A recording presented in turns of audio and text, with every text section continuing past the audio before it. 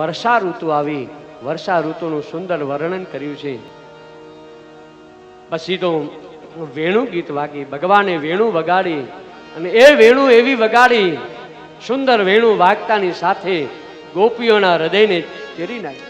ગોપીઓ એકબીજાને કહેવા લાગી, અરે આ વેણીઓ શું તપ કર્યા હશે, કેટલા જપ કર્યા હશે કે ભગવાન પોતાના અધરા મૂર્ખ ઉપર રાખે છે, પોતાના હોઠ ઉપર રાખે છે, પોતાના જોડે રાખે છે. એક ગોપી કહે, વેણુ બનવું હોય ને તેમાં ટાઢ તડકો બધું સહન કરવું પડે તો વેણુ બનાય. બીજી ગોપી કહે, આ વેણુ એમને વાંસળી એમને બનાતું નથી, એ વાંસને કાપી નાખે, અને છતાં પણ કઈ બોલે નહીં. કાપી નાખે એટલે નહીં, એનાથી પછી એને છિદ્ર પાડે તો પણ એ કશું ન બોલે. આટલા છિદ્ર પડે છતાં પણ એ. અને ત્યારે બીજી ગોપી એમ કહે કે આ વેણુએ કેટલા પુણ્ય કર્યા છે, એ બંસી બજે ભગવાનની વાંસળી વાગે. ગોપીઓ કહે, એ વનના મોરલાઓ કેટલા ભાગ્યશાળી હશે, એ વાંસળી સાંભળી ને સ્તબ્ધ બની જાય, ને શું પુણ્ય કર્યું હશે.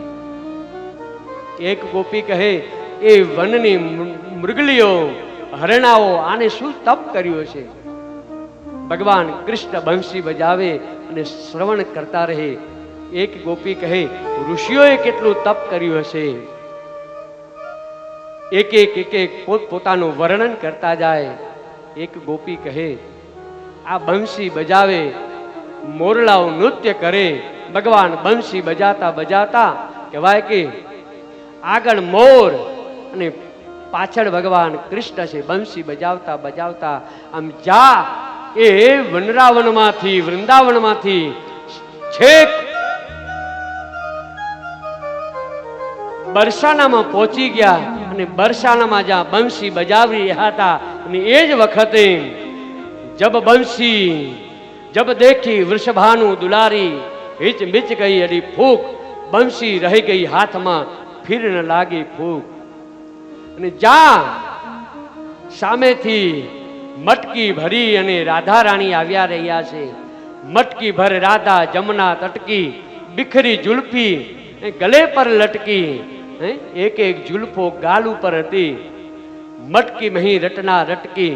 અને જ્યાં ભગવાનને જોયા બંસી બજાતે, ત્યાં ઉપરથી મટકી નીચે પડી.